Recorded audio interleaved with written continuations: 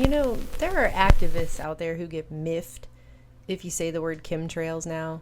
Calling, writing, emailing, saying these are chemtrails, the government is poisoning us. They are contrails. In lieu of something more scientific sounding and official like solar radiation management, which just sounds like some corporate fluff. It sounds like promoting synergy. We're promoting synergy with solar radiation management. Either way, geoengineering via aerosolized particles that are deliberately sprayed into the atmosphere on a mass scale right over our heads by scientific dictatorship decree, it's not a myth.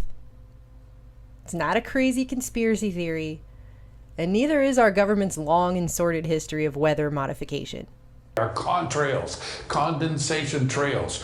Every time this happens, I will get people calling, writing, emailing, saying these are chemtrails, the government is poisoning us. Just by the way on that real quick, back in December, Derek Bros reported on how NOAA has now conveniently admitted that contrails might be, derisive air quotes, accidentally geoengineering the climate. Oops. Whatever.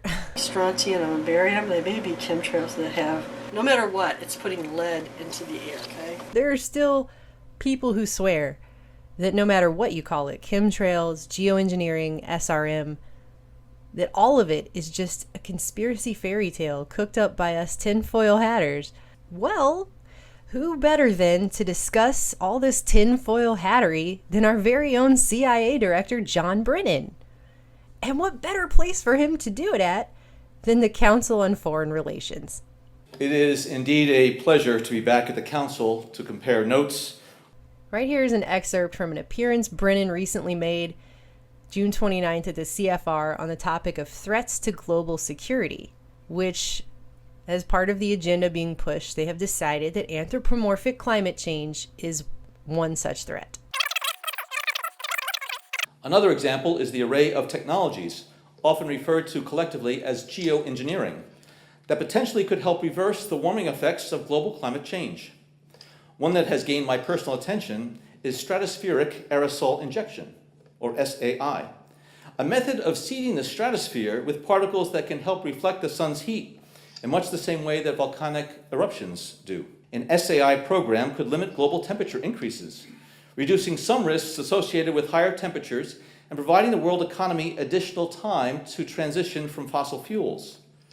This process is also relatively inexpensive. The National Research Council estimates that a fully deployed SAI program would cost about $10 billion yearly.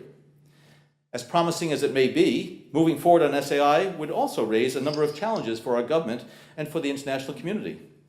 On the technical side, greenhouse gas emission reductions would still have to accompany SAI to address other climate change effects, such as ocean acidification, because SAI alone would not remove greenhouse gases from the atmosphere.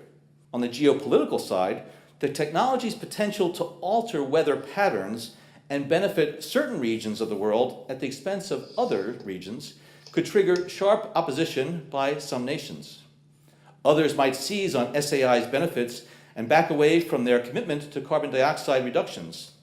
And as with other breakthrough technologies, global norms and standards are lacking to guide the deployment and implementation of SAI and other geoengineering initiatives. Now I could go on and on and on and on about the things that fascinate me.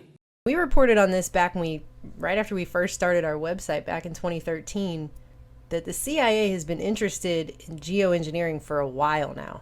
The agency chipped in on a $600,000 climate control study, and at that time they were saying it had to do with the implications of climate change on national security. So there's no reason to think they just paid all that money and went, we're good, we got other things to do. Not that you would think that climate change, geoengineering would have anything to do with the CIA, at least in a superficial sense. But there you go. I think my favorite comment is Sir Farquaad here, who said, "What a load of crap. Nothing preserves the relevance of a government organization quite like being issued the unlimited power to create a world threat in order to justify everything that organization wants to do, moral or immoral, without any congressional oversight." Pretty much sums it up.